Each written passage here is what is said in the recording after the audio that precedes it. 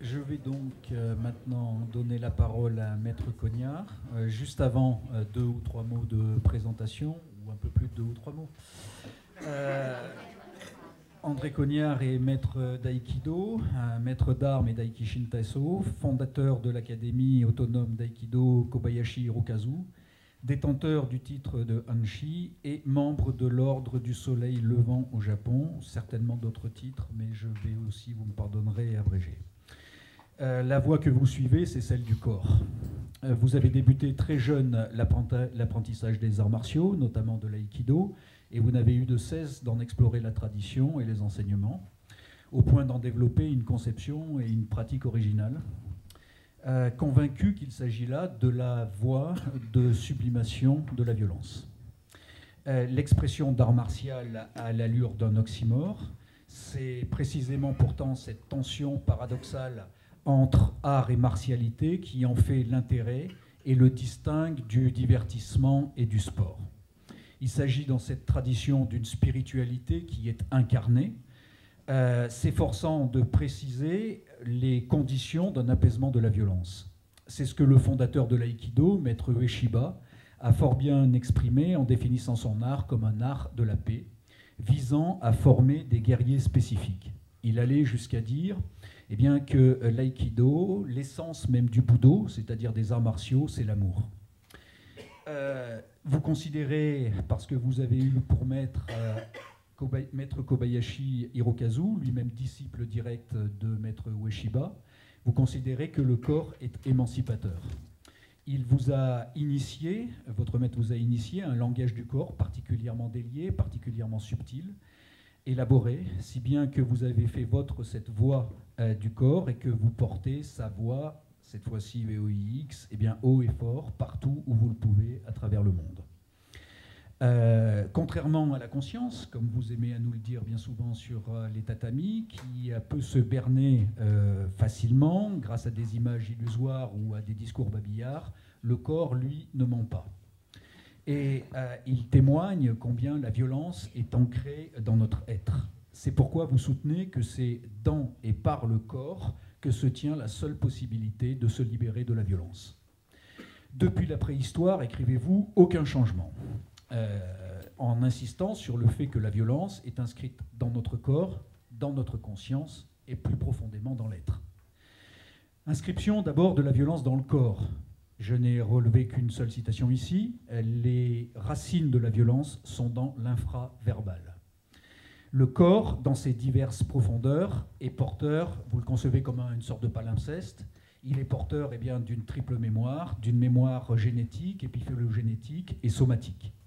Chacune de ces mémoires garde trace des traumatismes passés, des traumatismes spécifiques, qu'ils soient culturels ou personnels, et véhicule un malheureux refrain qui est celui que la violence paie. Par conséquent, les blessures de la mémoire font que le corps est blessé et blessant. Ces blessures pouvant être lues dans ce double sens. Le corps est donc imprégné de mécanismes de défense, comme les réflexes primaires de fuite, d'agression et de sidération, de sorte qu'il est soumis à des réactions compulsives. Inscription dans le corps, mais inscription aussi dans la conscience. Vous écrivez, et vous le répétez, toute violence est un échec de la conscience. Alors qu'entendre par là qu'elle est toujours, au fond, l'expression d'une faille identitaire, d'un doute quant à soi qui génère et entretient le sempiternel questionnement « qui suis-je, que suis-je et suis-je même seulement ?» Cette difficulté à accéder à soi contraint la conscience réfléchie à se sécuriser en s'attachant à une image fictive de soi. L'ego, pensant alors n'avoir d'autre choix que de se poser en s'opposant, se définit par le refus du sujet en l'autre et l'affirmation hégémonique de son point de vue. Mais au-delà de cette inscription dans le corps et dans la conscience, vous estimez que la violence est inscrite dans l'être, autrement dit qu'elle a un fondement ontologique. Il n'existe, dites-vous, qu'une seule violence d'où proviennent toutes les autres violences, celle de la naissance universelle, laquelle n'est autre que la phénoménalisation de l'essence, le passage de qui en qui. Tout ce qui apparaît emporte, contient ce conflit originaire. Comment, dès lors, faire face à ce conflit? Votre maître disait que la seule solution, la voie passait par l'éducation du corps-esprit. Refusant donc tout fatalisme, vous soutenez qu'il faut accepter le conflit et qu'il est possible de ne pas répondre à la violence par la violence, pourvu que notre corps-esprit soit éduqué. Alors qu'est-ce que ça implique? Ça implique d'accepter l'idée que le conflit puisse être créateur. Vous êtes très attaché au concept de conflit créateur. Et vous écrivez, toujours avec un certain goût de la provocation, mais que le monde ne manque pas de violence, mais de conflit. Alors, le conflit, s'il est une structure ontologique, un outil de développement de l'univers, dites-vous, il ne s'agit pas de le fuir ou de le refuser, comment le pourrait-on, mais bien de l'assumer, puisqu'il constitue une opportunité de progrès ou d'éveil. Un conflit créateur est dans un combat, ou est plutôt un combat dans lequel l'attaqué doit amener l'attaquant à percevoir la vanité de son attaque et à lui rendre l'accès à lui-même. C'est pourquoi il ne fait ni vainqueur ni vaincu, seulement des sujets capables de se reconnaître. Encore faut-il qu'il y ait un savoir-faire.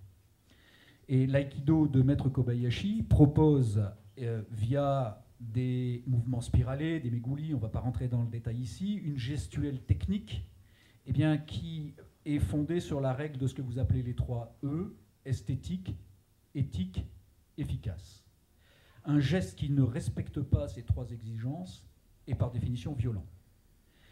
C'est aussi par la ritualisation et la symbolisation de la violence dans le dojo, le lieu de la voix, qu'il est possible de se livrer à une forme de dépassement de la violence. Pour répondre à la violence sans violence, il faut encore être capable de ne pas mettre de force au contact. C'est un point qui vous semble essentiel et que vous enseignez sans cesse. Ce qui suppose d'avoir trouvé son centre et d'agir à partir de ce même centre. Enfin, ce savoir-faire ne serait rien s'il n'y avait pas un savoir-être. Autrement dit, la réponse non violente implique une attitude d'ouverture à l'autre qui nécessite que le corps assume sa fonction identitaire. C'est à quoi œuvre l'Aikishin Taiso, gymnastique d'harmonisation du corps et de l'esprit, que vous définissez comme un processus de libération de l'être par le corps. Évidemment, c'est un travail très long parce qu'il s'agit de transformer un corps mémoire qui est un corps inconscient portant les traumatismes dont je parlais tout à l'heure en un corps conscient puis en un corps philosophe.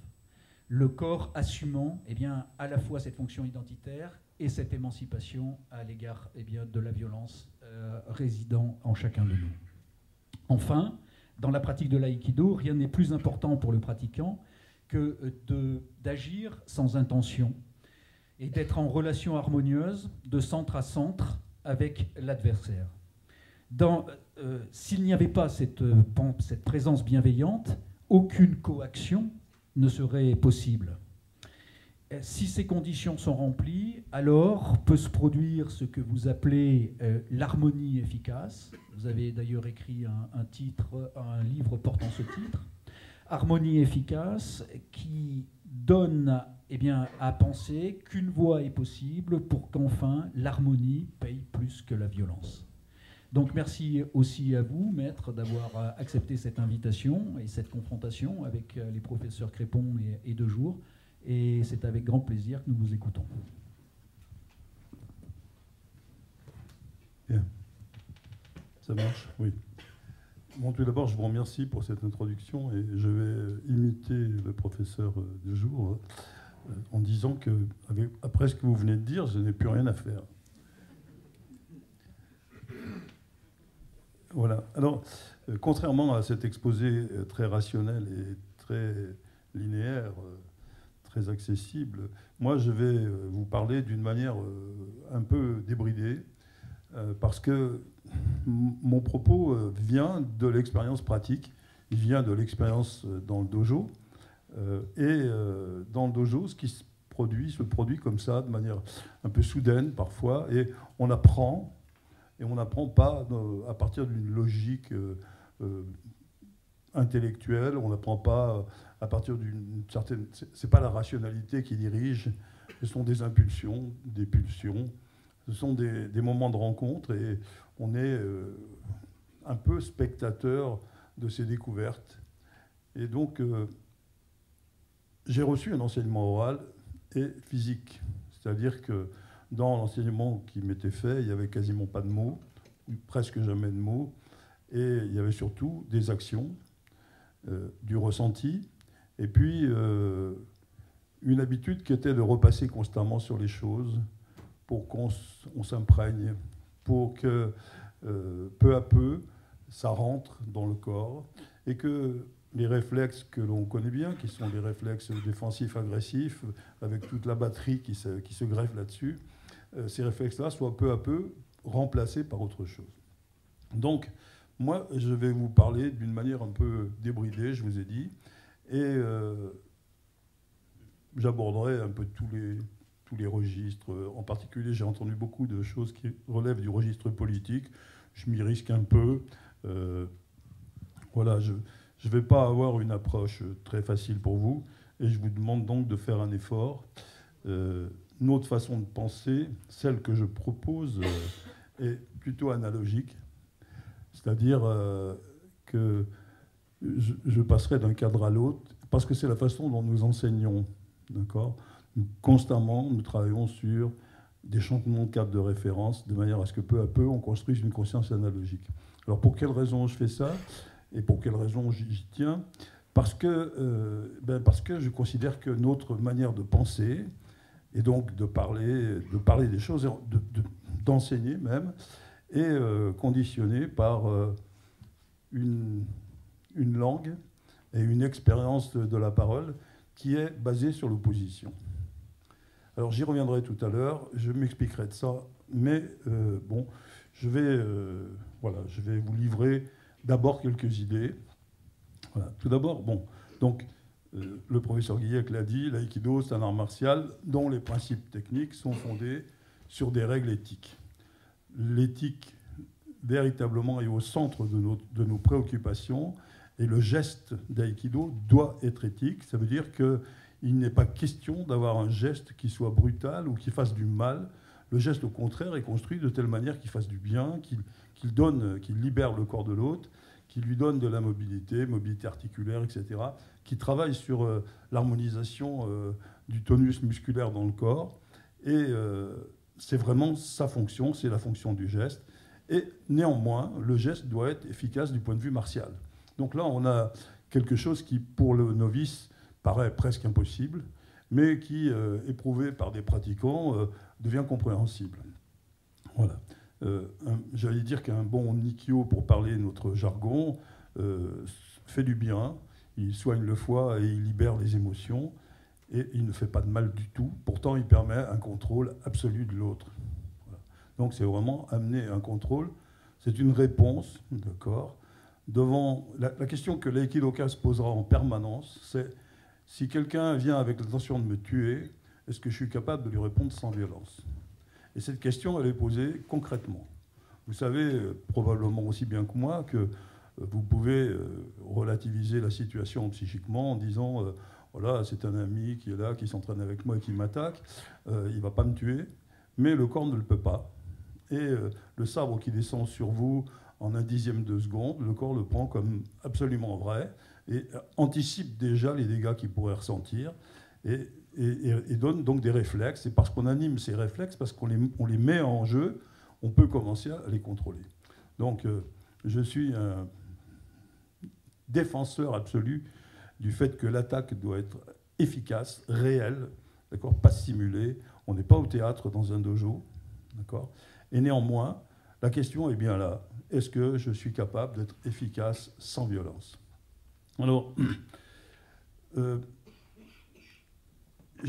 par rapport au discours de la violence, moi je tiens à avoir un discours optimiste. C'est-à-dire qu'on entend beaucoup dire que la violence, voilà, c'est inévitable, etc. Et puis on n'en est pas sorti. Et puis, oui, peut-être, mais tout ça n'empêche pas qu'on peut avoir un discours optimiste, parce que je rencontre, moi, partout dans le monde, des gens dont la bonne volonté, la bienveillance, la bonté intérieure, la beauté intérieure est évidente. Et c'est une grande majorité. Ce n'est pas une minorité de gens, c'est une grande majorité. Et j'ai appris à faire ce que mon maître me disait de faire très souvent.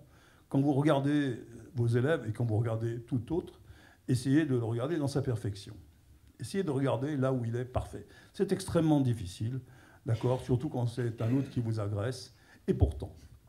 Alors, voilà. Donc mon discours risque de ressembler à un plaidoyer pour que la paix prévale dans le monde.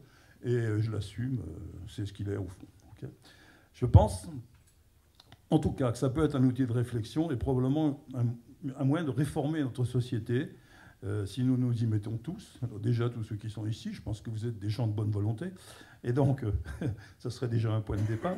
En tout cas, je sais que mes élèves s'y sont mis. Et les gens qui enseignent dans le monde partout enseignent avec une sincérité extraordinaire et ont vraiment cette intention de modifier. Alors, chacun d'entre nous pourrait contaminer quelques personnes autour de soi, et puis peu à peu, nous arriverions comme ça à être un groupe.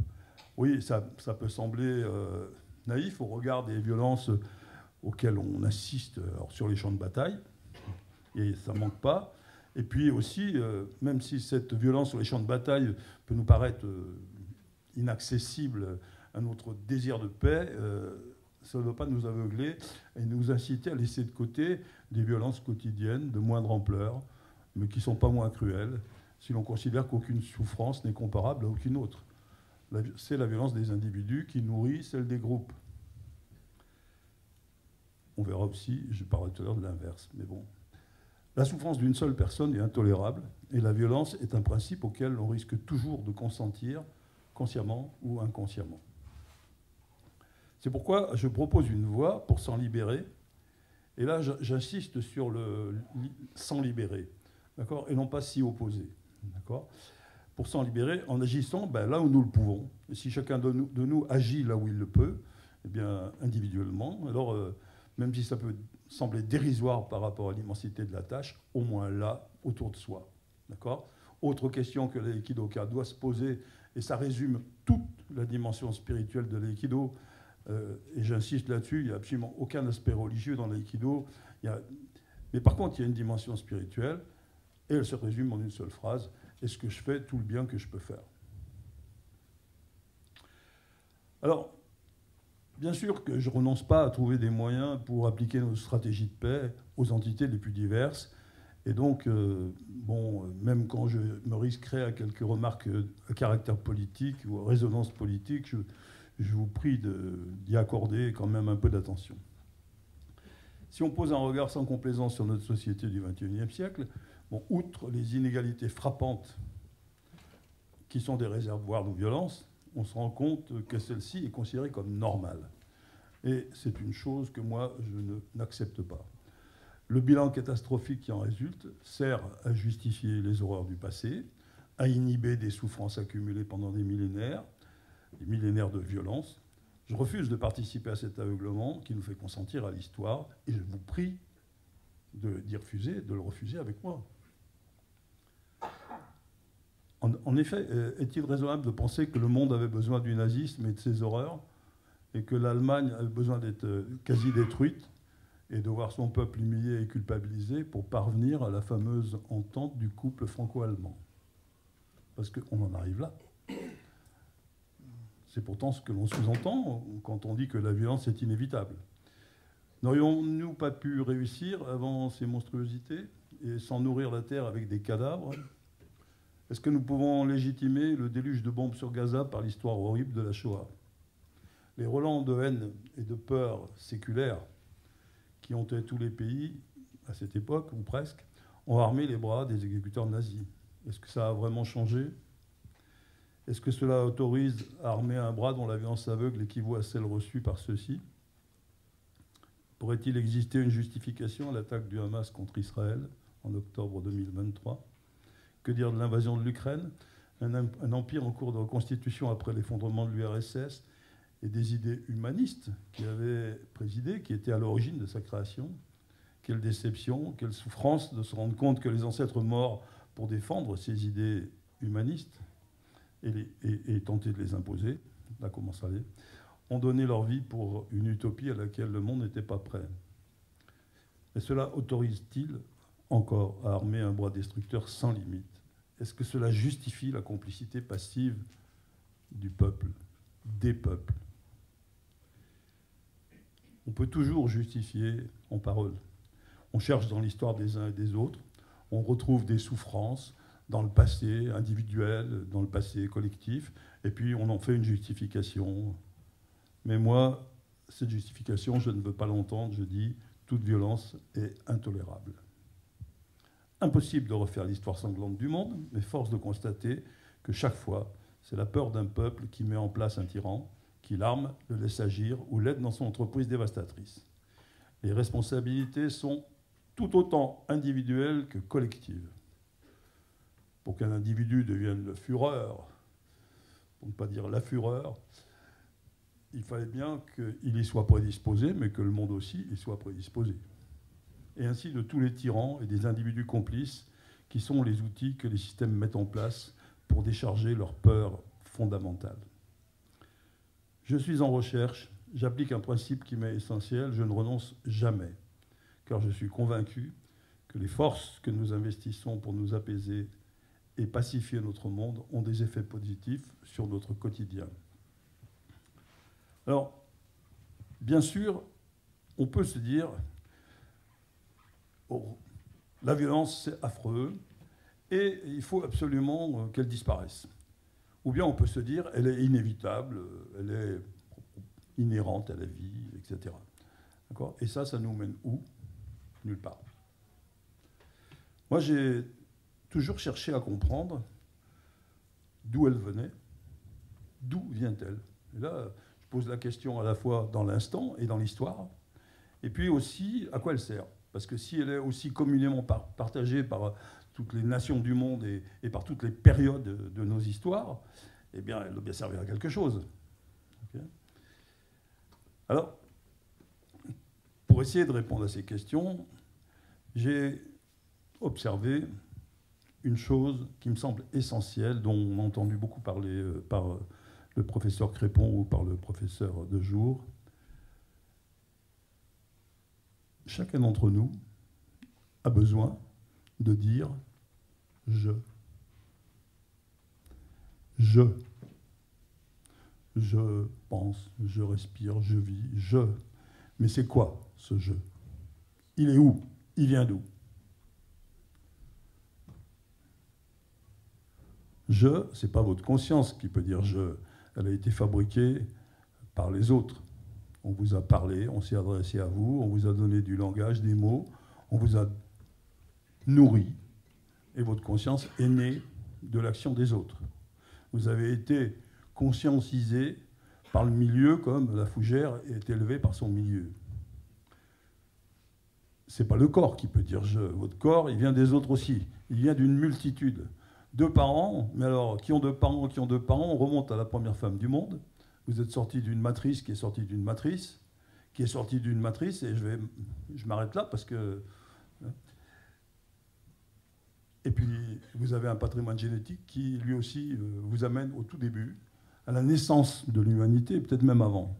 Alors, cette multitude qui a fait votre corps biologique, votre corps génétique, qui vous a donné vie et mémoire, et cette multitude qui vous a donné la parole, l'intelligence, la compréhension, ces 2 multitudes se croisent dans vous, et c'est ça qui ferait je.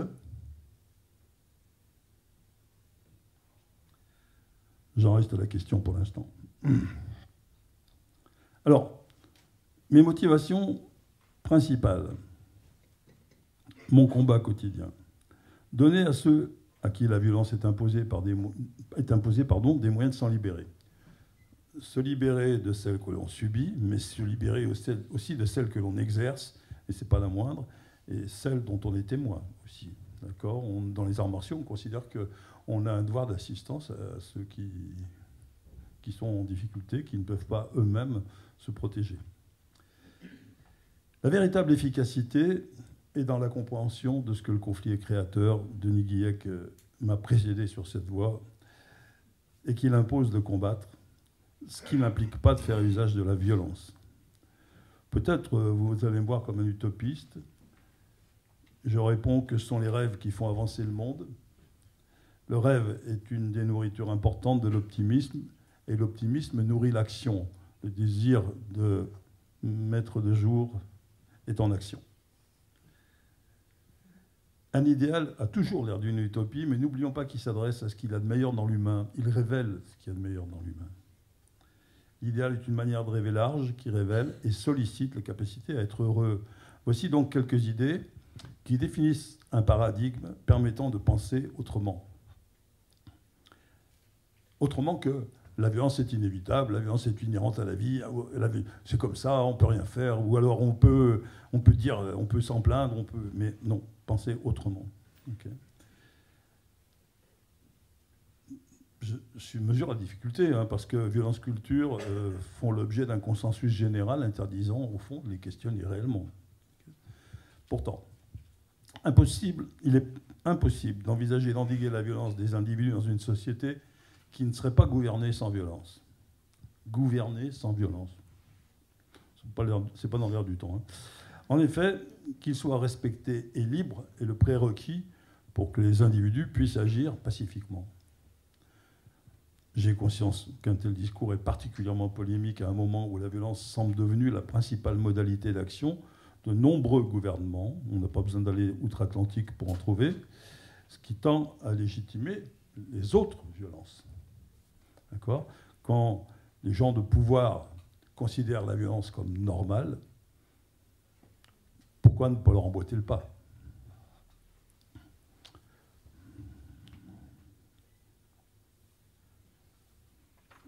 Je regarde mes notes parce que, voilà, c'est ça. C'est parce que je sais que Denis Guillec me surveille, il surveille la montre. Bon, j'espère vous convaincre de l'utilité de cette réflexion et des changements que peut opérer notre monde s'il veut survivre. Il existe en nous une véritable faille, d'accord ? Ce fameux jeu-là. Vous savez combien de façons de dire jeu en japonais pour un homme ? 9. Dire si c'est compliqué, le jeu. Hein. Il existe véritablement une faille là, entre quelque chose qui fait que nous espérons, nous voulons, nous désirons, nous avons cette pulsion de vie, et puis cette impossibilité à saisir ce qui fait le jeu. D'accord ? Évidemment, aux yeux des autres, l'apparition de votre corps fait votre jeu, mais il est dans les autres. Okay ? Vous-même tout seul. Alors, oui, il existe ce schisme entre un jeu que je qualifie d'ontologique, d'accord, un jeu sans condition, un jeu qui fait que tous, sans exception, sont légitimes et donc égaux, tous sans exception, tout être au monde, sans exception, légitime, égaux. Et puis la réalité de la vie sociale, et on est dans un risque permanent de dispersion et de désagrégation. On le vit comme ça. Les autres sont là, ils sont terribles, parce qu'il y a ici autant d'André Cognard ou de Denis Guillec que de présents. Chacun d'entre vous a une représentation de nous, et chacun d'entre vous interagit avec cette représentation. Et non pas avec la représentation que nous en avons nous-mêmes, et surtout pas avec ce que nous sommes réellement, que nous sommes nous-mêmes incapables de saisir. D'accord ? Ça veut dire quoi ? Ça veut dire que l'autre est toujours là, et que l'autre est sans arrêt en train de remettre en question votre identité. D'accord ? Alors, la défense de l'identité, quand on observe le corps, on voit comment ça fonctionne. D'accord ? Il y a un événement qui vous insécurise, et le corps répond par une augmentation de son tonus musculaire. Il augmente son tonus musculaire général. Cette insécurité, elle est permanente, elle existe depuis des années. Vous avez, je ne sais pas, été élevé dans un milieu où vous ne vous sentiez pas protégé, et depuis des années, il y a des parties de votre corps qui sont soumises à un excès de tonus musculaire, et c'est une véritable violence que vous subissez en permanence parce que vous devez composer avec constamment. D'accord ? On a pu observer que dans un cas de crise, eh bien, la première chose qui se passe, c'est que les sous-épineux, ces muscles qui sont dans le long de la colonne vertébrale assez profond, les sous-épineux répondent par augmentation de la tension. D'accord ? S'il y en a un qui augmente plus que l'autre, on va vers ce qu'on appelle un trouble musculo-squelettique avec voilà, une hernie discale, par exemple. C'est typique. Okay ? Mais ça fonctionne en permanence. C'est-à-dire, toutes les fois que vous serez mis en danger, une tension psychique apparaîtra à cause de cette mise en danger, une peur, et cette peur sera répercutée dans le corps si elle ne peut pas être traitée, analysée, verbalisée, extériorisée, mise en scène, pratiquée. Okay ? Cette peur s'inscrira dans le corps sous la forme d'une tension. Et cette tension, si elle ne suffit pas, en quelque sorte, à régler la crise identitaire, elle se, peu à peu, transformera en pathologie. On commence à somatiser. Alors, on peut somatiser au niveau du corps, ou on peut aussi avoir des problèmes d'ordre psychique, peu importe, les deux en même temps en général, parce que c'est rare que l'un aille sans l'autre. Voilà. Et donc, il y a un processus de défense qui est là et qui est permanent. D'accord ? Si on observe comment les gens réagissent à une attaque, première réaction, fuite. Deuxième réaction, agression défensive. Troisième réaction, sidération. Entre l'agression défensive et la sidération, il y a des tentatives qui sont la menace. Après, le réflexe sacrificiel qui est très fort. Le réflexe sacrificiel, il est très fort. On a habitué les populations au sacrifice. On parlait de la violence faite aux femmes. Les femmes ont été conditionnées pendant des siècles à se sacrifier pour la famille, se sacrifier pour les enfants, se sacrifier. Le réflexe sacrificiel est très, très puissant. Je le vérifie avec, par exemple, en formation, j'ai un groupe de juges, voilà, ou de procureurs, ou voilà, des gens qui travaillent dans ce milieu judiciaire. Et je les mets en face d'un élève, je ne le nomme pas, il est là-bas. Et je lui dis, attaque vite et fort avec un sabre. Vite et fort. La représentation de l'attaque de l'autre, c'est quelque chose qui est terrible, et surtout quand on n'est pas habitué. Alors ils essaient de fuir, mais c'est impossible de fuir, parce qu'ils sont poursuivis. Alors quand ils comprennent qu'ils ne pourront pas fuir, ils font une agression défensive. C'est impossible d'avancer avec les mains sous un sabre, c'est fou. D'accord ? Donc, comprenant qu'ils ne peuvent ni fuir, ni faire une véritable agression défensive, ils mettent le bras devant le sabre. D'accord ? C'est le réflexe sacrificiel. C'est l'infirme du troupeau que les herbivores abandonnent au lion. C'est le réflexe sacrificiel, il est très puissant. D'accord ? Et il conditionne nos sociétés et il organise de la violence. Il autorise de la violence. D'accord ? Après, il y a un autre travers que je trouve redoutable. C'est que nous sommes dans un monde où la prédation semble être la relation basique, la relation normale. Voilà. Ce monde, alors, il est normal d'essayer de prendre le territoire de l'autre. Il est normal d'essayer de prendre... Il est normal, regardez par exemple, le succès extraordinaire des buffets de petit déjeuner. Je déteste ça, je vous le dis. Si jamais un jour vous m'invitez à l'hôtel, vous vous assurez qu'il y a le petit déjeuner, pas rien en buffet. Pourquoi ? Bien parce que l'instinct de prédation est là. Alors, il faut que je mange au moins tout ce que les autres mangent. Alors, j'y vais une fois, deux fois, trois fois. Je mange 3 fois plus que ce dont j'ai besoin. On est en train de stimuler ce réflexe de prédation, mais ce réflexe de prédation, il nous mène à quoi ? À la violence. Il nous mène à la concurrence entre nous. Qui est-ce qui va manger le plus ? Qui c'est qui va manger le premier ? Puisque est-ce qu'il y a à manger pour tout le monde ? Et ça y est, la guerre est déclarée.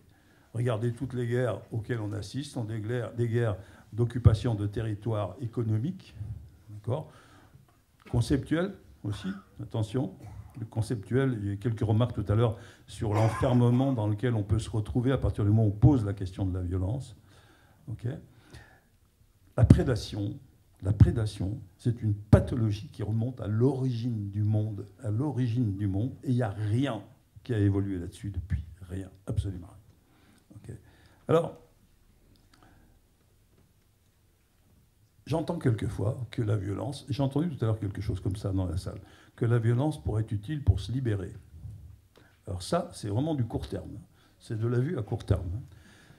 La violence ne permettra jamais de se libérer de quoi que ce soit. Parce qu'une violence que vous exercez, elle est là, et elle reviendra toujours. Et elle reviendra toujours vers vous, y compris quand vous l'exercez tout seul dans votre salle de bain ou dans votre... Voilà, peu importe, d'accord? La violence exprimée revient. Je ne crois absolument pas à l'idée de la violence qu'on défoulerait et que ça pourrait faire du bien à qui que ce soit. Surtout pas à la personne qui la défoule. Défouler la violence, c'est encore l'augmenter, l'enrichir, etc. Il faut absolument trouver une autre façon de voir les choses. D'accord? Je fais un procès au sport. Alors tout à l'heure, le professeur Dejour a abordé le sujet. Moi, je fais un procès au sport de compétition qui n'est qu'une incitation permanente à la violence. Une incitation permanente à la violence. Qu'est-ce que ça veut dire? D'accord? Ça veut dire qu'il y en a un qui va gagner et tous les autres dévalorisés, dévalués. D'accord? Je prends toujours le même exemple. La Formule 1, celui qui est en tête et celui qui est à la fin sont deux experts extraordinaires. Et celui qui est à la fin a fait le même travail que celui qui est au début. Et ce ne sont pas les quelques secondes qui les séparent qui devraient définir la valeur de l'un ou de l'autre.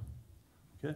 On est dans un monde où il y a cette folie du héros, parce que la faille qui existe entre nous et les dieux, elle n'est toujours pas comblée, c'est-à-dire la faille qui existe entre un être, un jeu qui serait ontologique, auquel on a de la peine à accéder, et puis l'être social, l'être, etc. Cette faille, elle est toujours là, elle est béante, il ne s'est rien passé. Alors le mythe du champion, d'accord? Vous le connaissez, le mythe du champion, vous savez, on met en valeur la violence, on la met en valeur constamment. C'est le héros du grand film qui va faire des entrées. C'est un homme qui a un pouvoir, qui transgresse les règles, qui est immortel. D'accord? C'est ça, en gros, voilà. C'est ce qu'on vous propose d'être, si vous voulez être à la hauteur. Alors, tout à l'heure, le professeur Crépon disait, le web, etc., où la violence se défoule, etc. Oui, on la sollicite partout, on la sollicite en permanence, en permanence. Même notre mode d'élection plus ou moins démocratique est une incitation à la violence.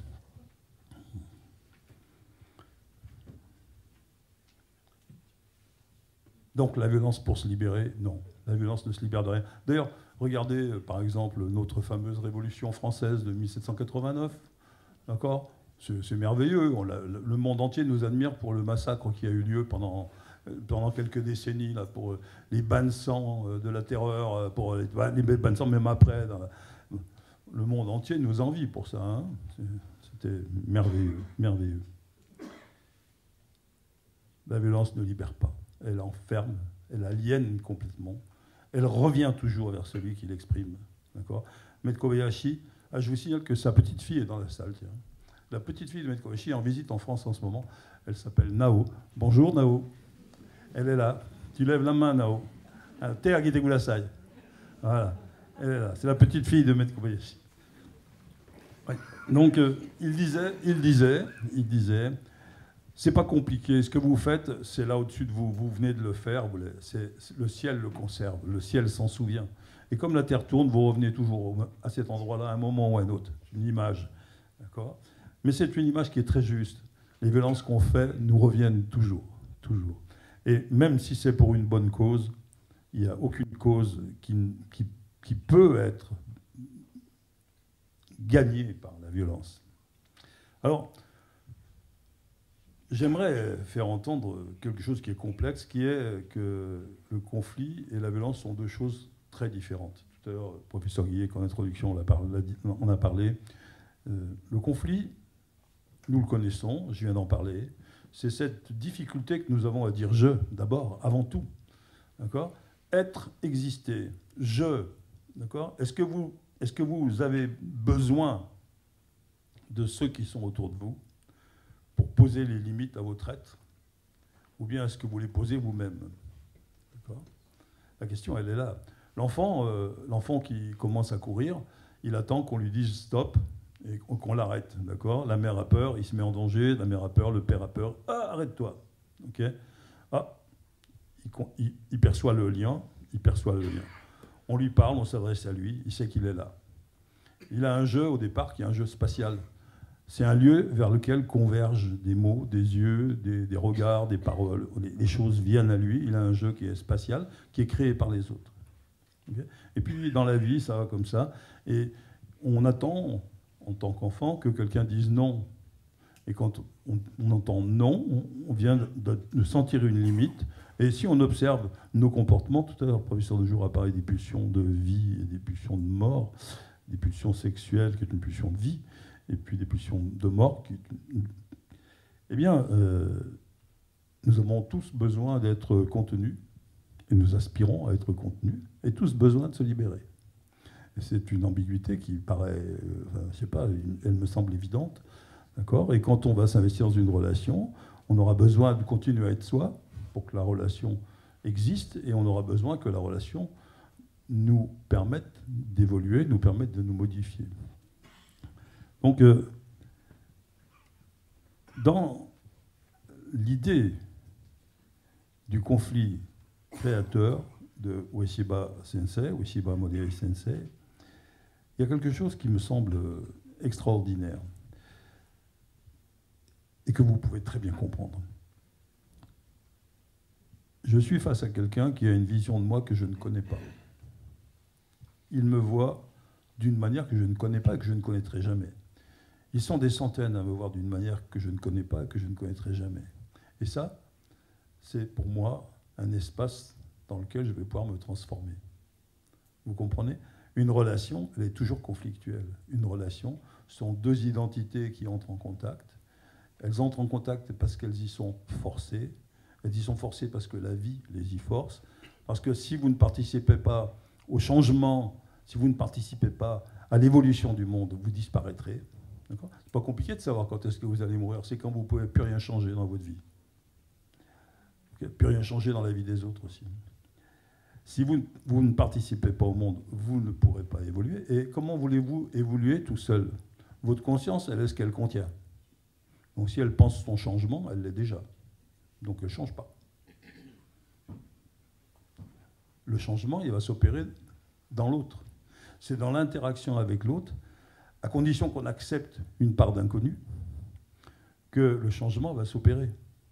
Le changement, il s'opère grâce à l'altérité. L'identité évolue constamment grâce à l'altérité. Je parle de l'identité, celle que l'on manifeste, celle avec laquelle on échange, avec laquelle on vit. D'accord ? C'est dans l'interaction, dans la relation, qu'il y a une évolution possible. L'autre, c'est l'oxygène de vos consciences. Alors,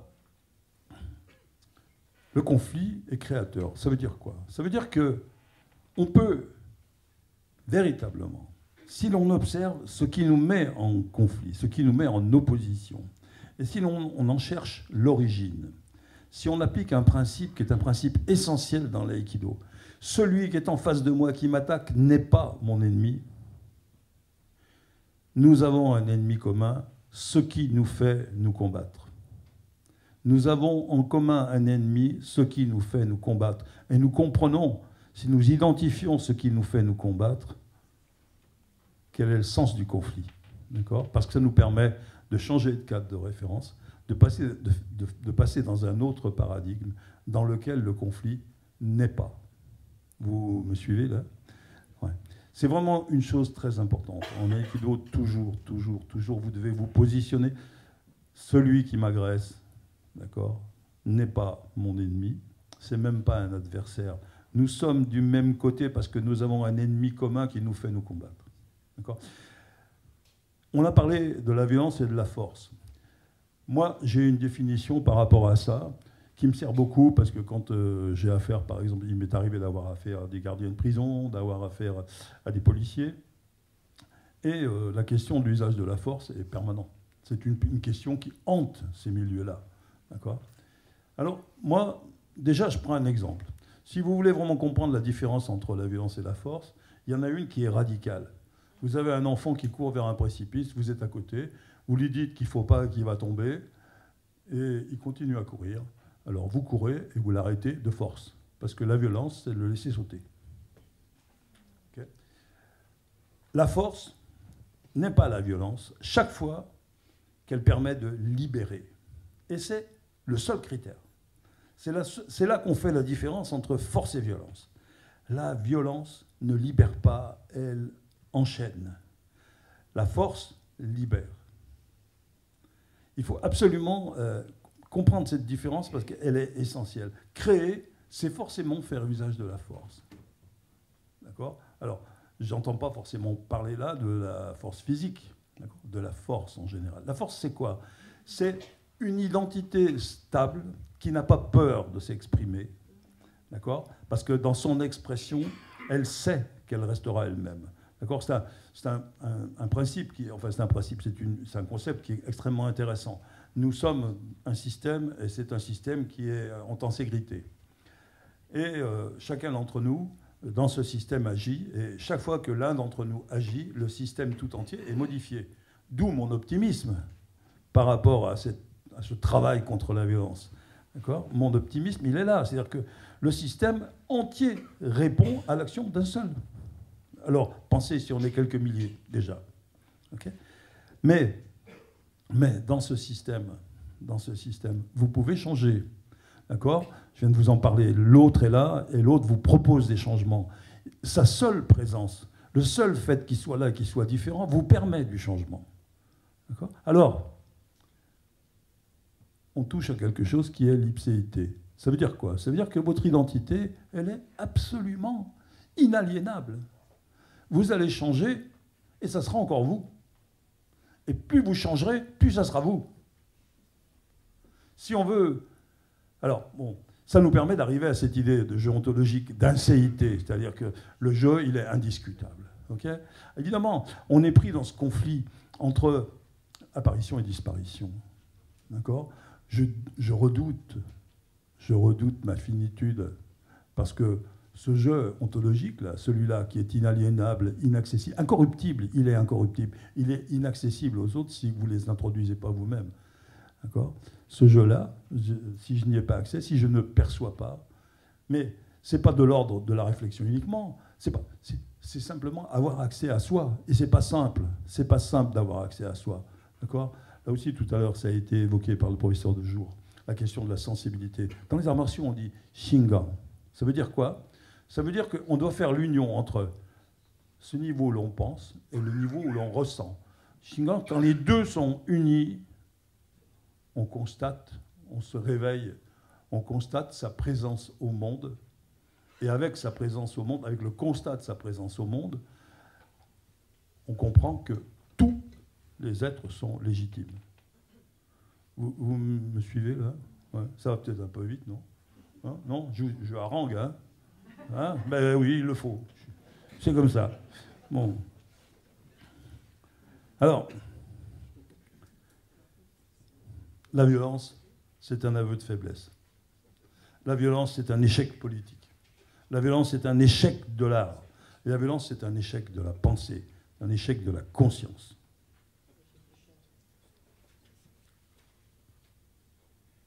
La dernière fois que j'ai donné une conférence ici, j'avais écrit 24 pages de texte et j'en ai utilisé 4. Alors je me suis dit, je vais réduire.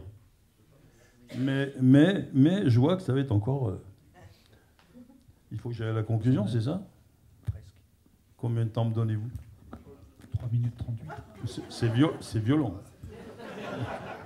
C'est violent de me rédimer autant que ça. Tant pis, vous l'aurez voulu, je vais à la fin direct.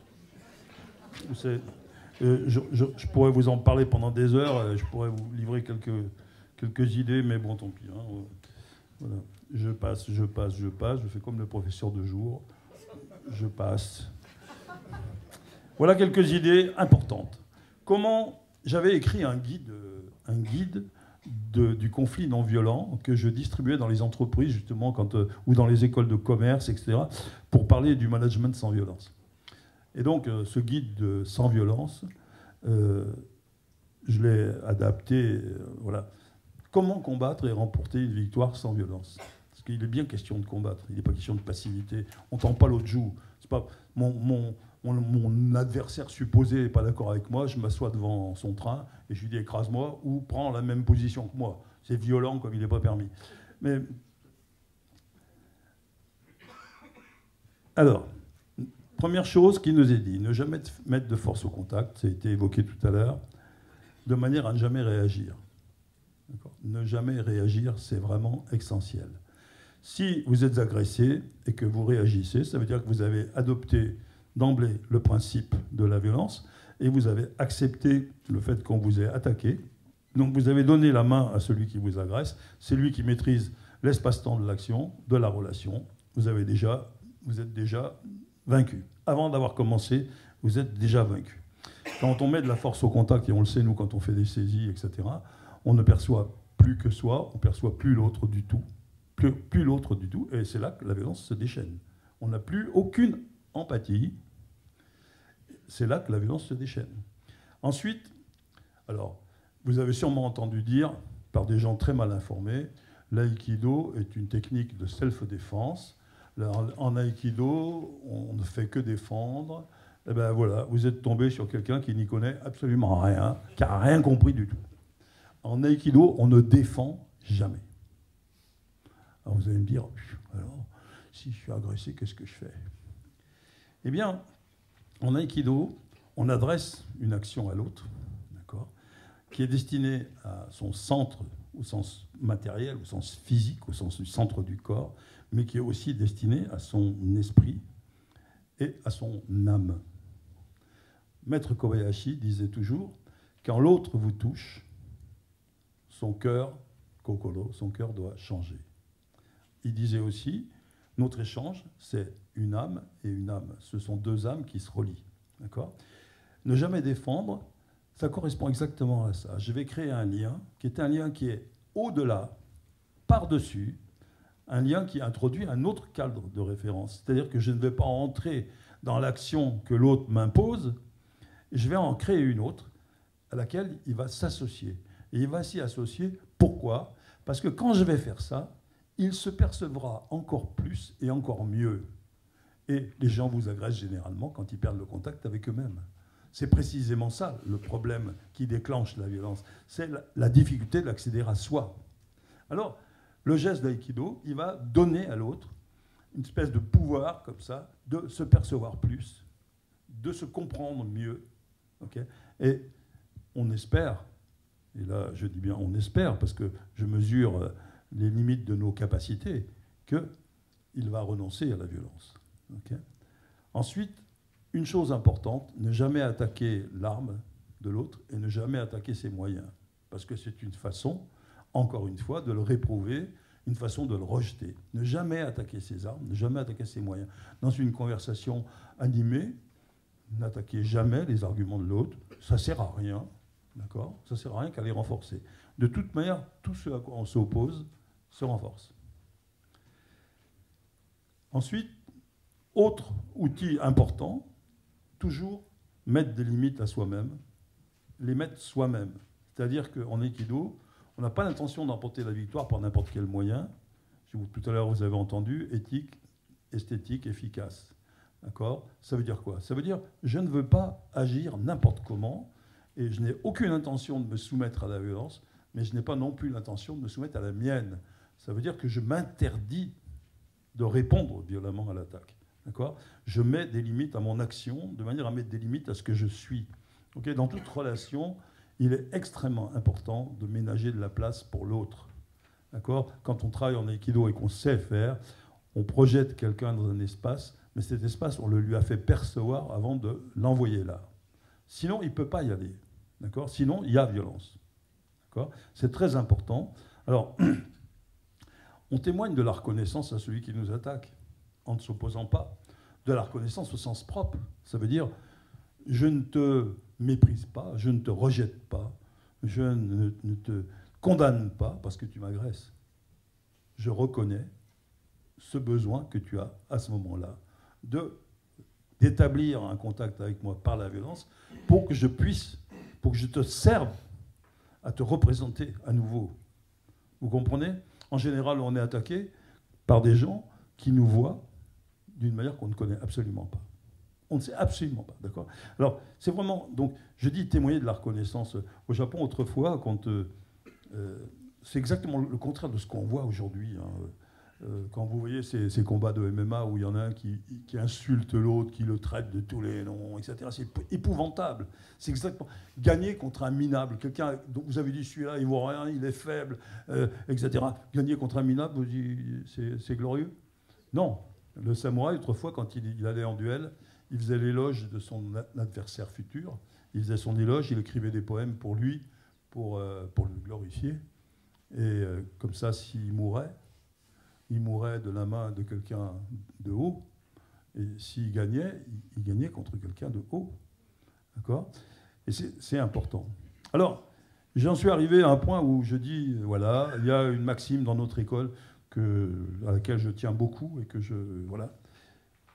Ne jamais chercher à dominer, ne jamais se soumettre et ne jamais faire de compromis. Alors là, j'entends tout de suite, oh, la levée de bouclier, le compromis, c'est la règle aujourd'hui, il faut faire des compromis. Il y a dans le compromis qu'on résout les conflits, etc. Un compromis, c'est quoi? C'est une tentative de domination au rabais, c'est tout. Je ne peux pas y arriver par la force, mon adversaire est un peu trop... Alors, je vais quand même essayer de grappiller quelque chose, je vais quand même essayer de valider ma position contre la sienne. Voilà, donc, alors vous allez me dire...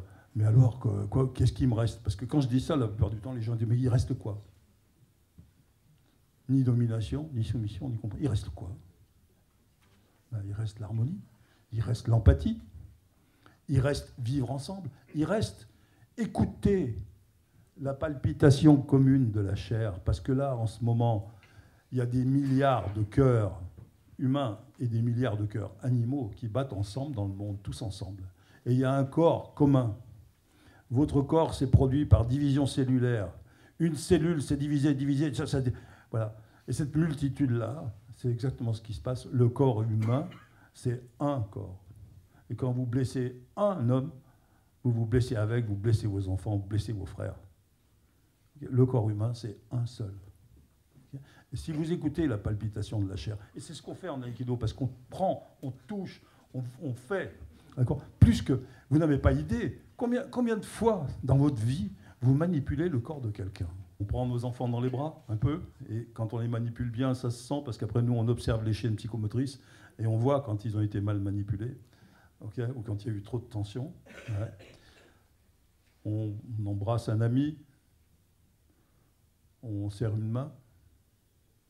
En Aïkido, c'est des milliers et des milliers de manipulations du corps de l'autre, jusqu'à ce que le corps de l'autre ne soit plus un fantasme, un truc imaginaire, mais une réalité. Et on n'a plus peur. On n'a pas peur, on n'a plus peur. Parce qu'on a peur des autres, parce que leur présence est manifestée par leur corps. C'est parce que vous êtes venu avec votre corps qu'on vous a vu là. Essayez de venir sans déjà, vous allez voir, c'est pas facile. Non, c'est pas facile. Votre corps vous accompagnera partout.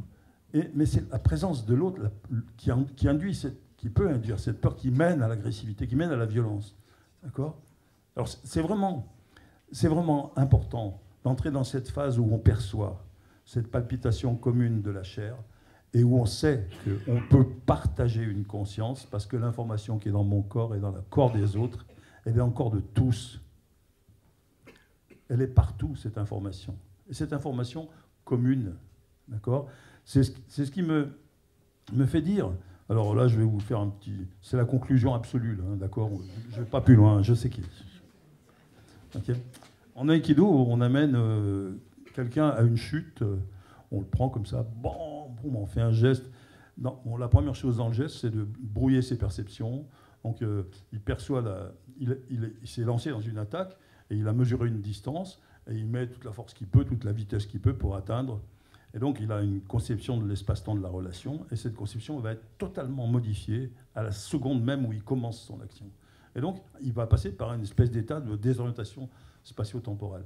Et à ce moment-là, il a une chance, c'est qu'on lui laisse un contact, et que par ce contact, il continue à se percevoir. Et on va l'amener à un point où il ne serait jamais allé seul. C'est absolument impossible de le faire seul. On va l'amener à un point où il est en l'air, en suspension, et à ce moment-là, il va lâcher, et il va trouver son centre. Il va être en équilibre, sans contact avec la Terre, sans contact avec personne. C'est un point qu'on appelle un point de révolution. Et là, je parle d'une révolution non violente. Et on peut dire que c'est un point de basculement. Hein. Moi, j'appelle ça le point oméga de l'aïkido, petite référence à Teilhard de Chardin. Et à ce moment-là, le sujet qui est là, en suspension, saisit le monde dans son infinité. Il prend toute l'humanité dans son cœur. Okay? Sa révolution, c'est celle qui en ce moment même construit notre univers, malgré ses déchirures, malgré les prophètes de malheur, malgré la tyrannie instituée en modèle.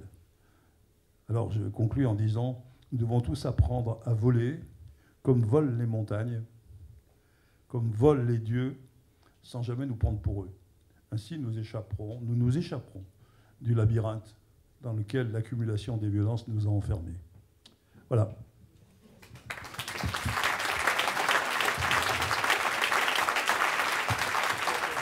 Christophe, si vous me permettez, donc je passe du professeur de jour à Christophe, c'est vraiment voilà, ce qui me vient plus spontanément à l'esprit. En fait, j'ai un point de désaccord fondamental, j'ai une perplexité et j'ai une question. Le point de désaccord fondamental, c'est que moi, je ne peux pas vous suivre quand vous dites, quand vous séparez l'injure verbale, l'outrage, etc., de la violence. Je pense que c'est une vraie forme de violence. Je pense que quelqu'un, et là je parle de notre temps, quelqu'un qui subit une injure raciste, quelqu'un qui subit une injure antisémite, quelqu'un qui subit une injure sexiste, elle le détruit physiquement. C'est-à-dire que l'insulte, c'est pas seulement psychique. L'outrage, c'est pas seulement psychique. Et j'ai deux exemples qui me viennent, parce que moi, comme vous savez, dans mes travaux philosophiques, je use beaucoup la littérature. Et je vais vous donner un exemple c'est un livre très important pour moi, que vous connaissez peut-être. C'est un livre de Albert Cohen, qui s'appelle « Ô vous, frères humains ». Et dans « Ô vous, frères humains », Albert Cohen raconte cette scène qui se passe pendant la guerre, qui est le jour où le petit garçon qu'il est découvre l'antisémitisme. Le jour où il se promène sur les grands boulevards à Paris, et puis il veut aborder naïvement quelqu'un qui est un bonimenteur, voilà, sur les grands boulevards. Et le bonimenteur le traite à ce moment-là de salioupin. Et cette insulte-là change sa vie. Elle le saisit physiquement. L'autre exemple que j'ai, parce que, comme vous savez, je me suis beaucoup intéressé au nœud. Voilà pourquoi je réagis à ce que vous dites, parce que je me suis beaucoup intéressé dans plusieurs livres au nœud de la violence et du langage. Et au fait que, dans le fond, parfois, y compris dans la petite enfance, sauf dans les cas de grande maltraitance, l'expérience initiatique qu'on a de la violence est souvent intrinsèquement et intimement liée à l'expérience qu'on a du langage. Donc c'est pour ça que je parle de cette expérience d'enfant. Et puis il y en a un autre, il y a un livre qui est extraordinaire aussi, que j'ai là pour le coup aussi beaucoup commenté. C'est le livre de grand romancier afro-américain Richard Wright qui s'appelle Black Boy. Black Boy, c'est un magnifique roman. Et Black Boy, c'est l'histoire comme ça d'un petit garçon qui, dans un État du sud des États-Unis, je ne sais plus si c'est l'Albanie ou la Caroline du Nord ou en Géorgie, doit faire l'apprentissage, par le biais comme ça d'injures racistes qu'il prend, doit faire l'apprentissage de toute la violence raciste, comme Albert Cohen fait l'apprentissage de toute la violence antisémite. Donc ce que je veux dire par là, c'est qu'une violence verbale peut porter en elle-même, peut être emblématique, peut être symptomatique de toute une violence raciale, antisémite, etc. Donc je crois que c'est très, très physique, et je ne ferai pas la séparation que vous faites. Le deuxième, alors maintenant ma perplexité, et après, ma perplexité, c'est que dans le fond, moi j'avoue que j'ai du mal à expliquer toute violence à partir de la sexualité. J'ai du mal à expliquer toute violence à partir de la sexualité parce que je pense que la violence a d'autres vecteurs. La violence a d'autres vecteurs. Et j'accorde beaucoup d'importance dans mon analyse de la violence, dans le fond, au discours qu'il apporte, à tous ces mécanismes, à tout son engrenage, je comprends, idéologique et verbal. Et donc, il me semble que si on s'intéresse aux violences qui saisissent la société, on doit forcément s'interroger sur les vecteurs de cette violence, que ce soit le fanatisme religieux, que ce soit le terrorisme, que ce soit le racisme, que ce soit l'antisémitisme. Et on ne peut pas, même le sexisme, on ne peut pas toutes les expliquer par la sexualité. Donc ça serait ça ma réserve. C'est toujours j'ai une fascination pour la psychiatrie et pour la psychanalyse, mais j'ai toujours une inquiétude au moment où je perçois quelque chose comme, dans lequel Freud est parfois tombé, quelque chose comme une réduction, voilà, à la sexualité, et notamment, quand on parle de la violence, cette réduction me laisse un peu perplexe. Mais par contre, pour travailler sur la violence depuis des années, depuis plus d'une vingtaine d'années, je le dis à chaque fois, je bute toujours sur une question. Et je crois que là, vous venez de m'aider, en vous écoutant, à avancer sur la résolution de cette question. C'est que je me demande pourquoi, une fois que j'ai dit, voilà, il y a des vecteurs de la violence, le discours raciste, le discours antisémite, le discours sexiste, le fanatisme religieux, pourquoi ça marche? Pourquoi ça prend? Qu'est-ce qui fait que ça prend sur les individus? Comment expliquer ça? Et je crois que là, à ce moment-là, on est forcé de donner droit à tout ce que vous avez expliqué tout à l'heure. Et c'est là où tout à coup, la perspective qui est la mienne trouve dans le fond son prolongement ou son complément, et un complément indispensable dans la perspective qui est la vôtre. Et donc ma question, elle est très simple. Est-ce que vous pensez que nos approches de la violence sont contradictoires à l'exception de celui, ou est-ce qu'elles sont complémentaires, ou est-ce qu'elles s'articulent l'une à l'autre? Et moi, j'aurais tendance à penser qu'elles s'articulent l'une à l'autre, parce que donner droit à l'idéologie, au discours, c'est une chose, mais ça n'explique pas tout, et surtout, ça ne permet pas de rendre compte de ce qui, dans la subjectivité de chacun, fait que quand on est, dans le fond, et ça pour moi c'est une grande énigme, que quand on est incité à la violence, quand on est poussé à la violence, ça prend et ça marche. Voilà, c'était ça pour dire, en remerciant infiniment chacun de vous deux de vos...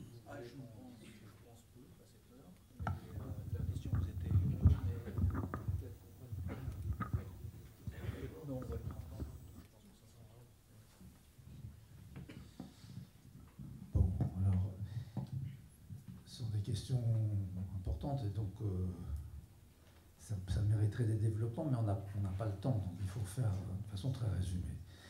Donc moi je pense que l'insulte raciste est tout à fait capable de provoquer des effets délétères, y compris somatiques. C'est-à-dire je pense qu'une injure peut aboutir à, je sais pas, disons, une crise psychosomatique chez celui qui reçoit l'insulte. Mais la même insulte adressée à un autre ne déclenchera pas une crise somatique, mais une poussée délirante ou bien une violence. Enfin, bref, c'est différentes possibilités. Mais pour moi, l'insulte raciste et l'antisémitisme, ça n'est pas voilà, c'est un niveau de violence, pour reprendre le terme que vous utilisez, moi je ne le qualifierais pas de violent.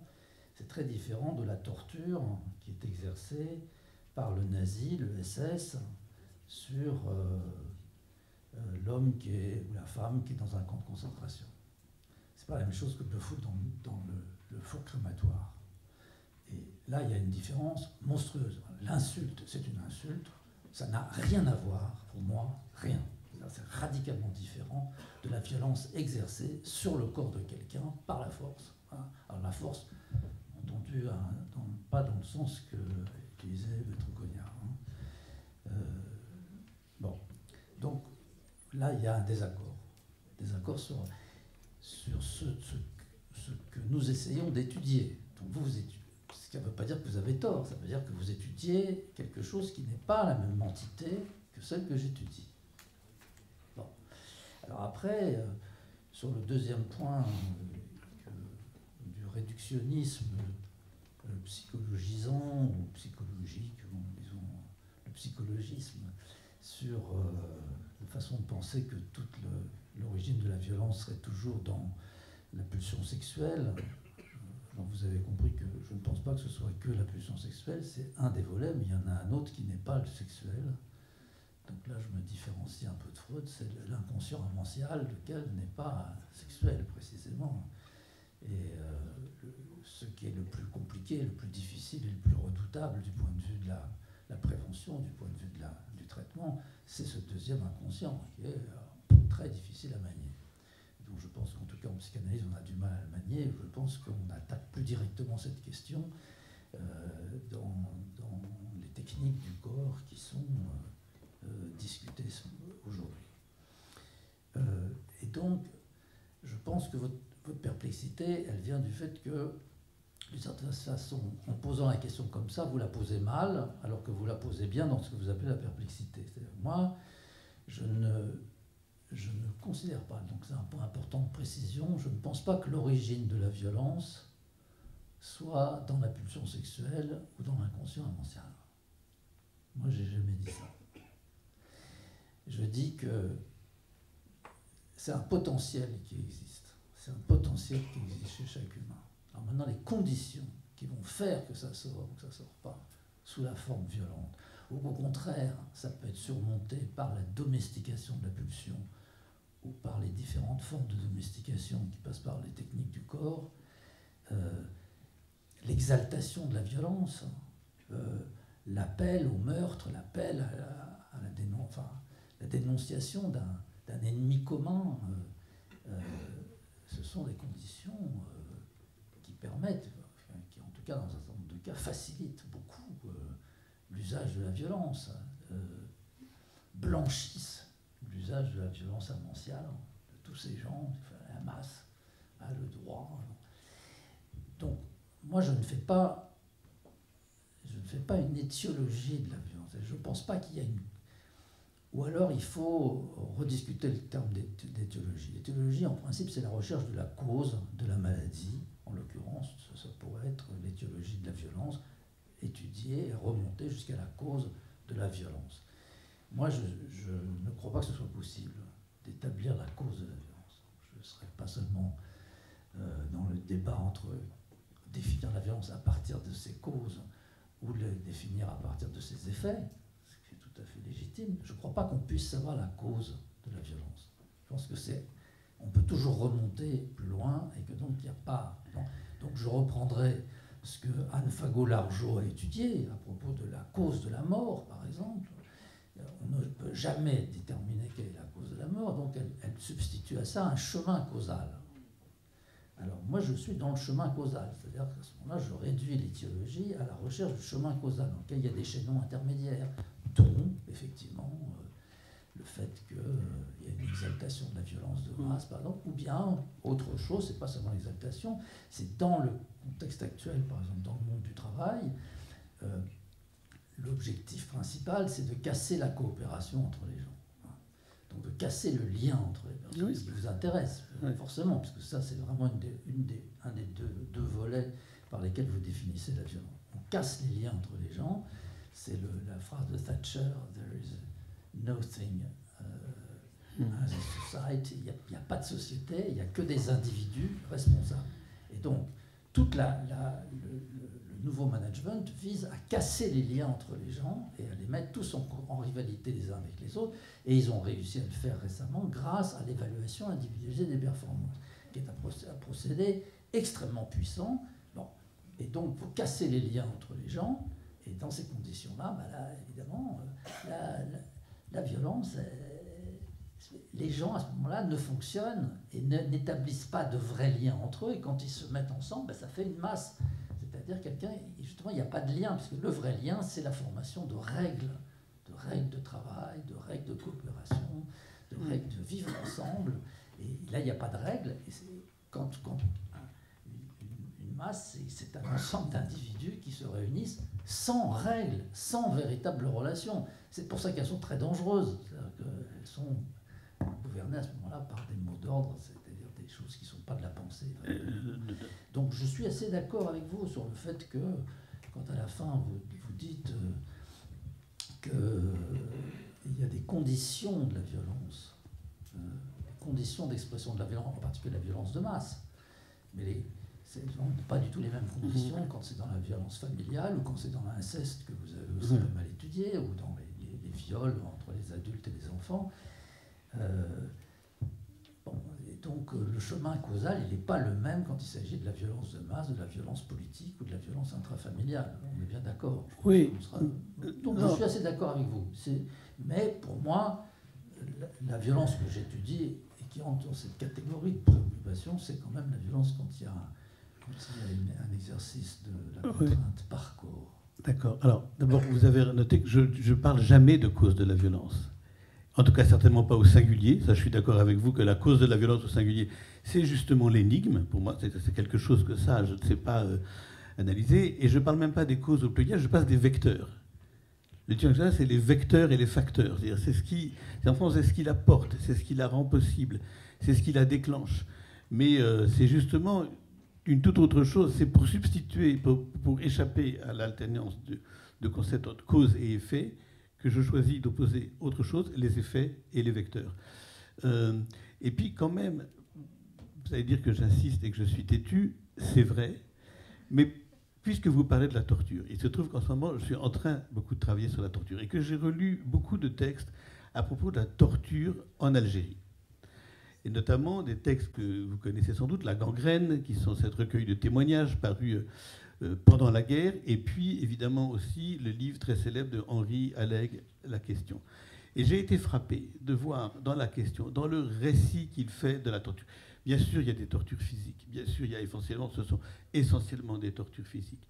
Mais elles sont inséparables d'un certain usage du langage des tortionnaires à l'écart des torturés, qui fait lui-même partie de la torture aussi.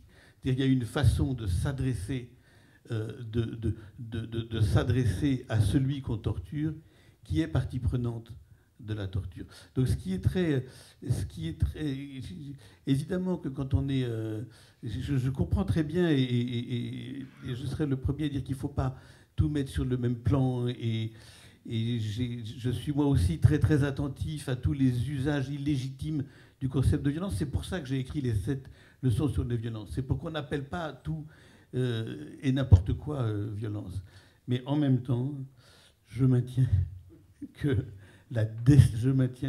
le langage a sa destructivité propre et qu'il a une destructivité propre qui peut laminer les corps, qui peut les réduire en miettes, qu'il y a des phénomènes de soumission, d'assujettissement, de torture qui n'ont même pas besoin de la pression physique pour être destructrices. Des parents peuvent... Juste je termine là-dessus, après je me tais. Des parents peuvent détruire à vie leurs enfants sans avoir besoin de les frapper. Ils peuvent les humilier rien qu'avec des mots. Il y a des éducations qui sont destructrices simplement par l'humiliation du langage et des pères destructeurs par l'humiliation du langage. Et ils n'ont même pas besoin de taper leur enfant pour ça, ni de le violer.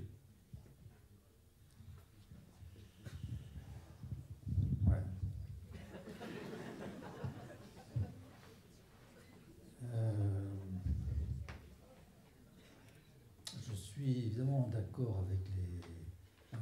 Voilà, disons, en gros, je pourrais être d'accord notamment avec ce qui me gêne le plus dans ce que vous prenez comme exemple, c'est celui du père ou de l'homme qui disqualifie, humilie et casse psychiquement son enfant sans même lui taper dessus. Ça me dérange parce que je suis d'accord que là aussi, maintenant la destruction dont il est question, c'est pas la même chose que là, j'ai une histoire récente que j'ai lue dans Le Monde de cette femme qui a affamé sa fille avec la complicité de son mari et qui l'a poussée jusqu'à la mort, donc qui l'a tuée. Donc là, elle l'enferme, donc on est une contrainte par corps, et donc c'est quand même pas la même chose. Je ne peux pas dire que les deux choses sont équivalentes. La destruction, comment cet enfant a été conduit à la mort par sa mère et finalement la complicité du beau-père, c'est quand même pas du tout la même chose que l'humiliation. L'humiliation, elle est quelque chose, mais tant que la tête, comme disaient certains, la tête d'un homme, c'est pas comme un poireau. Quand on la coupe, ça ne repousse pas. Je ne sais pas si d'ailleurs la tête des poireaux repousse comme ça non plus. Enfin, bon, et donc, c'est pas la même chose. Il y a une possibilité encore de se replier. L'insulte raciste antisémite, enfin, que Cohen soit capable de montrer en quoi ça le déstructure et que ça...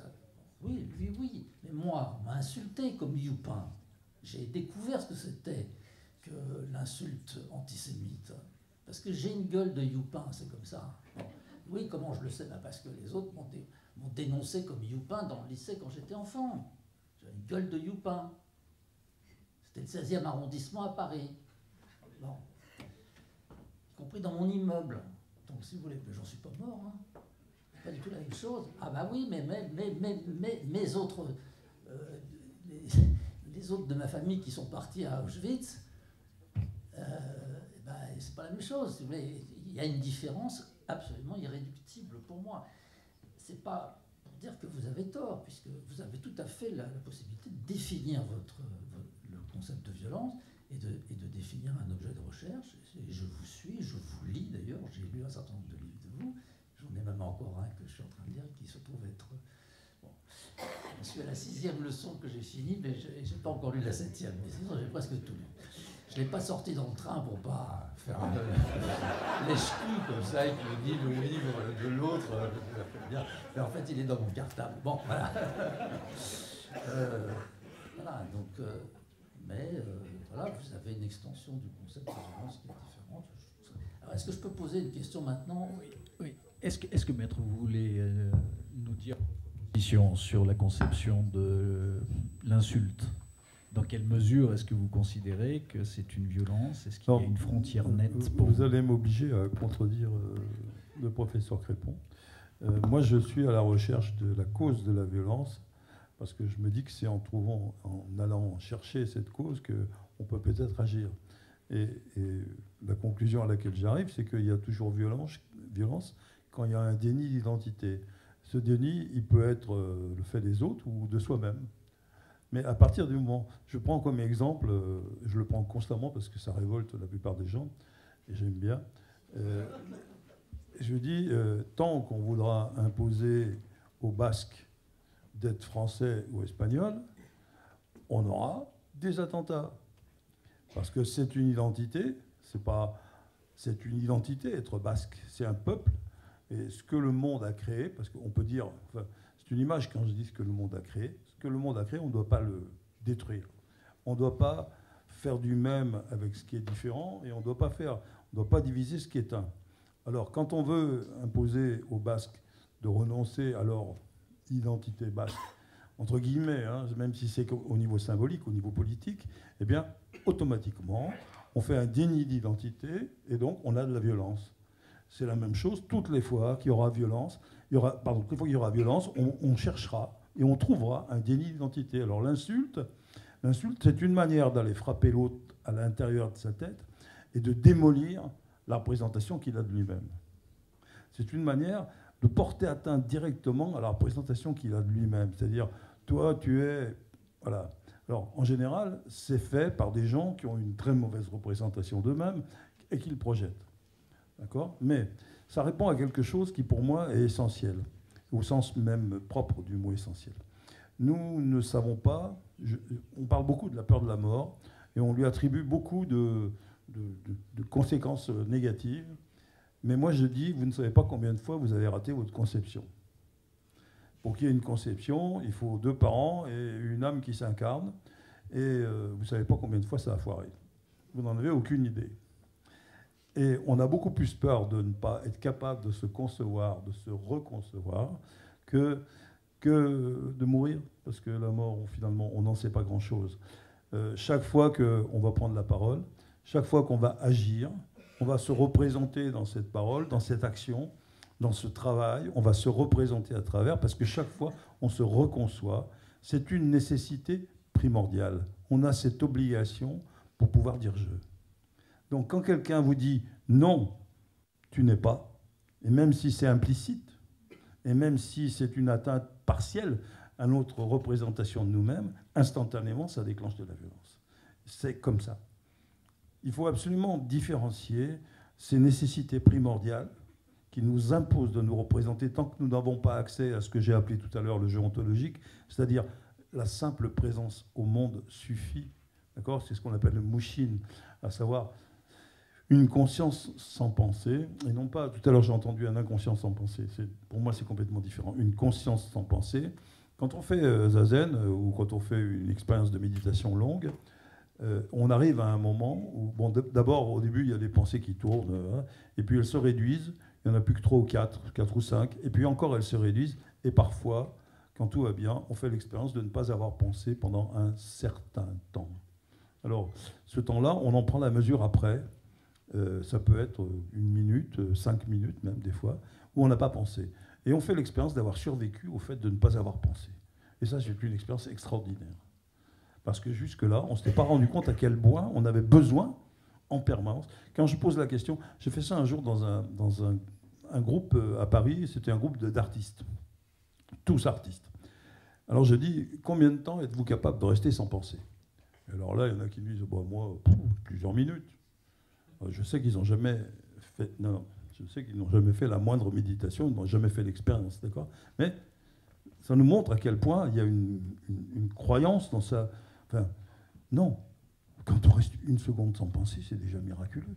Après, ça demande un entraînement incroyable. Ça demande un entraînement incroyable. Donc, c'est vraiment une nécessité que je dis primordiale. Et après, quand cette nécessité est en quelque sorte assumée, il y a des besoins qui sont des besoins vitaux. D'accord? Pas primordiaux, mais vitaux. C'est autre chose. Alors évidemment que impossible d'assumer cette nécessité primordiale si on ne répond pas aux besoins vitaux, parce qu'eux, ils sont vitaux et qu'ils amènent à la disparition, à notre disparition physique. D'accord? Et dans la disparition physique, il y a évidemment la perception de la disparition psychique et essentielle. Vous aviez une question à poser? Oui, nous avions déjà commencé à en parler la dernière fois que nous nous sommes rencontrés, mais je voudrais revenir un peu sur cette même question, peut-être l'approfondir un peu. Je suis particulièrement intéressé dans votre propos et dans ce que vous enseignez par cette référence que vous faites alors à l'identité avec un certain nombre de guillemets, mais disons à la question d'avoir son propre centre de gravité, d'avoir, disons, moi je dirais presque d'avoir sa propre ossature ou sa propre colonne vertébrale, quoi, tenir par soi-même, ou d'être sans colonne vertébrale, un peu flasque et un peu modelable comme ça, à la merci de toutes les influences extérieures, parce qu'il n'y a pas de colonne vertébrale qui maintiennent l'ensemble. Bon, vous avez d'autres termes que les miens pour le dire, mais je pense que nous parlons exactement de la même chose. Et donc, dans l'origine de la violence, on va peut-être éviter le mot de cause, mais enfin, peu importe, disons, en tout cas, dans le moment de ce qui va peut-être favoriser ou être au principe presque du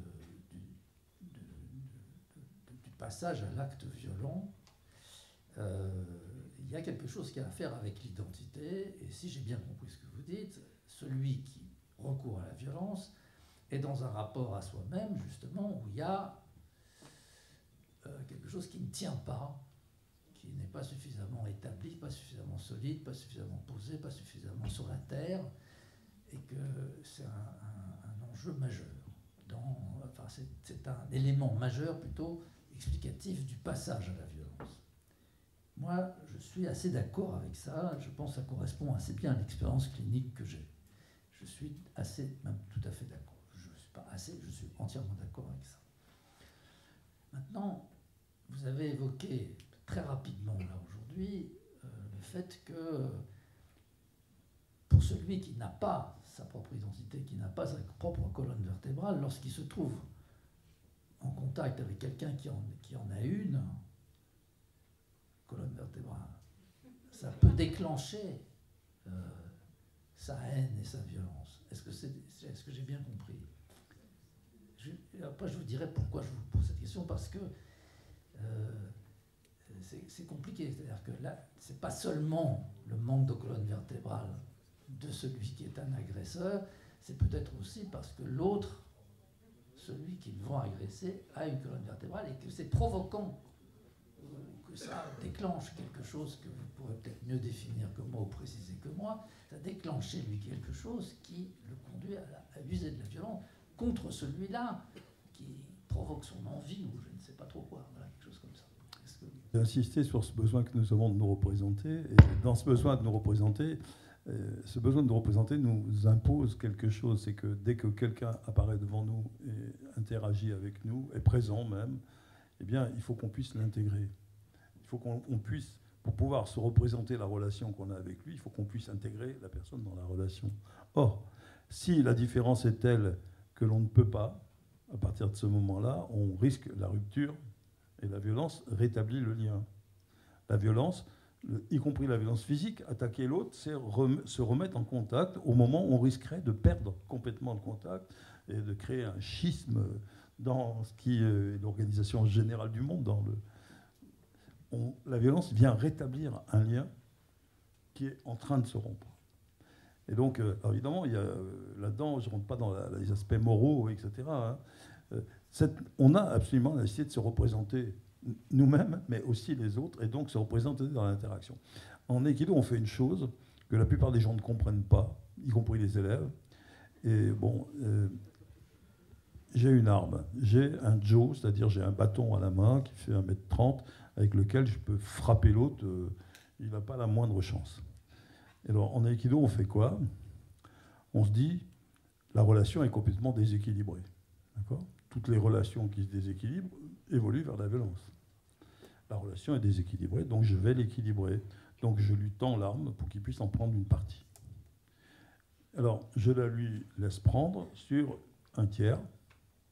Je ne la tiens que sur un tiers. Je ne déplace jamais mes mains sur le tiers médian. Et je laisse le tiers médian entre nous. Vous comprenez ce que je veux dire? Si j'ai du pouvoir dans la relation, il faut absolument que je donne à l'autre une place équivalente. D'accord? Ça, c'est pour répondre à la question que vous posez par rapport à cette question. Vous dites colonne vertébrale, etc. Oui, si j'ai le pouvoir, il faut absolument que je donne à l'autre un pouvoir équivalent. Il faut que mon travail doit toujours être équilibrer la relation. Et ça, si on l'applique à la vie quotidienne, je vous assure, ça fonctionne. Hein. Là, dans le monde du travail, par exemple, j'ai donné quelques conférences dans ce milieu-là, soit dans l'entreprise, soit dans des écoles de commerce ou des instituts de ce type-là. La première chose que je dis, il faut absolument que le management soit sans violence. Et le management ne peut pas être sans violence si les décisions sont prises d'en haut et projetées vers le bas. Alors, je me rappelle d'avoir fait des propositions. À l'époque, c'était Solmer. Je ne sais pas si vous voyez cette entreprise, sidérurgie, etc. Donc, je rencontre un directeur de service qui me dit « Oui, c'est formidable, je voudrais faire ça, cette formation, elle me plaît, etc. » Il me dit « Mais je ne peux pas prendre la décision, il faut que j'en parle au DRH. » Le DRH me dit « Oui, c'est formidable, c'est merveilleux. Je ne peux pas prendre la décision, il faut que j'en parle au PDG. » Le PDG me dit « Oui, c'est génial, mais je ne peux pas prendre la décision parce qu'il faut que les gens en bas soient d'accord. » Et puis on peut remonter la chaîne comme ça 3 fois et on n'arrive à rien. D'accord? Alors, ça, pour moi, ce n'est pas un bon management non plus. C'est-à-dire qu'un manager, il doit se positionner et dire « Moi, j'ai une colonne et je crois à ça. Je crois à ça et je ne veux pas vous l'imposer. Comment on le partage? Qu'est-ce qu'on peut faire avec ça? Mais moi, j'y crois et je voudrais le faire. » D'accord? Je crois que c'est important parce qu'en faisant ça, on met en place une perception de soi pour les autres, d'accord, qui les rassure. Il dit, lui, c'est ça, il est comme ça, il dit ce qu'il est. Et à partir de ce moment-là, on leur permet de se positionner en face. Je ne sais pas si j'ai répondu à votre question. Qu'est-ce que vous aviez donc en tête, Christophe Dejour, en posant cette question? Qu'est-ce que vous craignez sur la personne qui a un centre ou une colonne vertébrale bien assise? Qu'est-ce que vous redoutiez? C'est un voyou. Lui, c'est un redoutable. Parce que vous savez, probablement, ce que j'avais en tête. Mais et donc, vous m'obligez à me mouiller et à dire des choses qui sont très personnelles. Et oui, parce que j'ai un rapport à la violence qui est loin d'être un rapport facile. Je n'ai rien domestiqué de mon rapport à la violence. Moi, je suis incapable de faire un acte de violence contre quelqu'un. J'ai jamais été capable de taper quelqu'un. Donc, c'est pas forcément très sain non plus. Il y a quelque chose qui ne va pas. Je suis pas capable de cogner. Par contre, je me fais cogner. Et oui. Alors je me suis fait cogner beaucoup, ou en tout cas je suis passé pas très loin de me faire assez abîmer quand je me suis retrouvé à l'hôpital psychiatrique à faire les gardes de nuit. Vous avez des mecs qui arrivent dans des états... et j'ai donc l'expérience que dans ces cas-là, en général, je me fais cogner. Voilà. Alors que j'ai des collègues qui, à ma place, arrivent et leur présence fait que l'autre se calme. C'est indiscutable. Des infirmiers, des collègues, même médecins qui étaient internes comme moi, ils ont pas... Alors, c'est comme ça que je le comprenais. Ils n'avaient pas peur. Ils allaient devant le mec se calme. Moi, incapable. Mais même dans la rue, on est à 3 ou 4 dans la rue. Il y a un mec qui veut... C'est sûr que c'est moi qui prends. Quand il faut demander du fric à quelqu'un, on est à 2 ou 3. C'est toujours moi en premier. Ça commence avec la quête, puis après ça commence avec les coups. Et chaque fois, c'est moi. Donc, j'ai jamais réussi à surmonter ça. Donc, je suis obligé de reconnaître que je suis une tête à claque. Ouais, mais alors, comment on résout ce problème? Voilà, alors, qu'est-ce qui fait qu'ils viennent? Il y a bien une raison pour laquelle ils viennent choisir cette cible-là. Et donc, j'ai cru comprendre, j'ai cru deviner dans ce que vous disiez, même si vous avez été assez bref sur ce point, mais vous avez répondu à ma question. Il y a une inégalité probablement. Effectivement, je pense que voilà, il y a quelque chose. Ils ont des bonnes raisons de m'en vouloir. Vous avez raison. Est-ce que je dois répondre? Enfin, dire quelque chose encore? Oui, il existe un proverbe dans l'art traditionnel japonais. Ça concerne le kyudo, le shodo et l'ikebana. On dit, c'est une école d'étiquette qui s'appelle Ogasawara. On dit développer son esprit jusqu'au point où il ne viendrait à l'idée du pire des rustres de vous attaquer. Il ne pourrait pas, le pire des rustres ne pourrait pas penser à vous attaquer. En fait, c'est quoi? Ça veut dire simplement que nous vivons tous, avec des doutes quant à soi.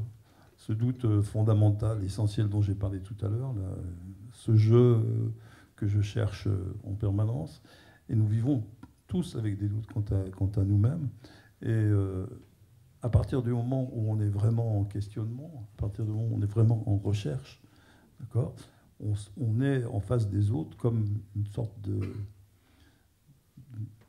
vide inquiétant. On n'arrive pas à vous cerner, on n'arrive pas à savoir qu'est-ce qu'il pense, qu'est-ce qu'il est. On induit chez l'autre quelque chose qui est inaccessible pour lui. Alors, on attire la violence.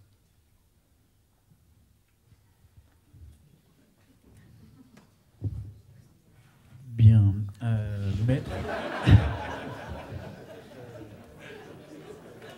Oui. Alors, je ne sais pas, ça me gêne parce qu'il y a un déséquilibre. Vous avez pu poser une question, Christophe Dejoux a pu poser une question. Est-ce que Maître Connière, vous avez une question? Mais si vous n'avez pas de question, tout est bien. On se soumet. On dit. Je vous propose de ne pas poser de questions, on est en l'air de vous proposer de la poser. Bien.